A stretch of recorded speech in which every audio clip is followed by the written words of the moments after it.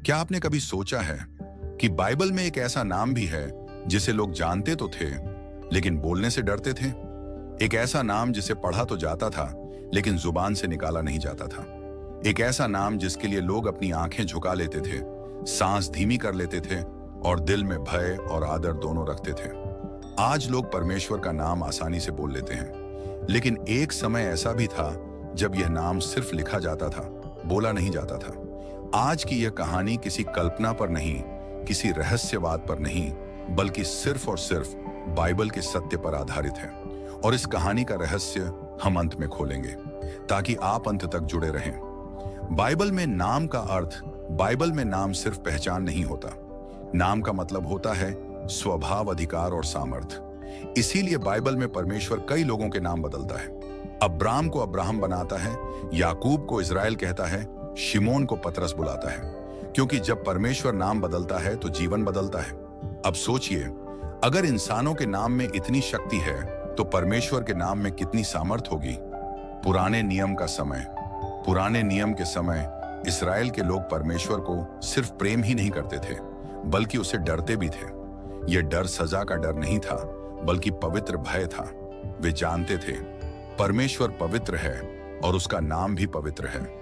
इसीलिए वे परमेश्वर के नाम को हल्के में नहीं लेते थे। वह नाम जिसे बोला नहीं जाता था। अब हम उस बिंदु पर आते हैं जहां कहानी गंभीर हो जाती है।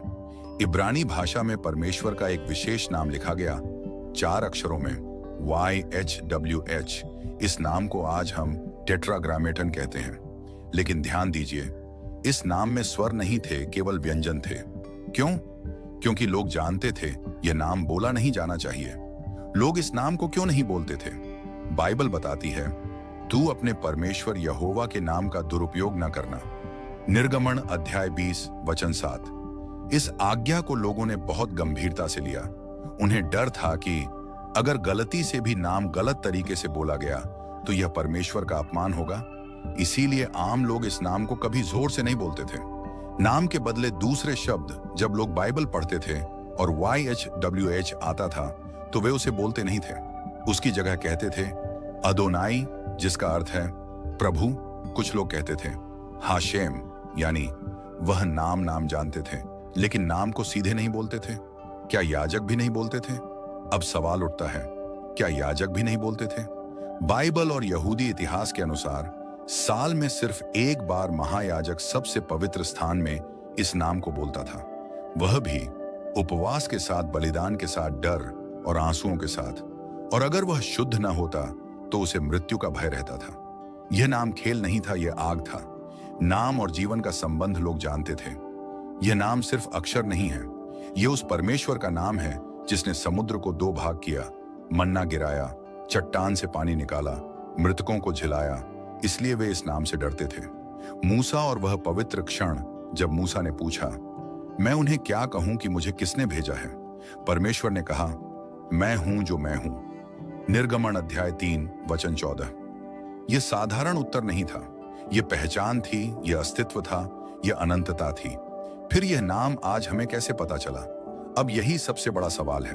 अगर नाम बोला नहीं जाता था तो फिर आज हम उसे कैसे जानते हैं? उत्तर सरल है, नाम लिखा गया लेकिन बोला नहीं गया। पीढ़ी दर पीढ़ी लोग उसे पढ़ते रहे लेकिन उच्चारण छुपा रहा।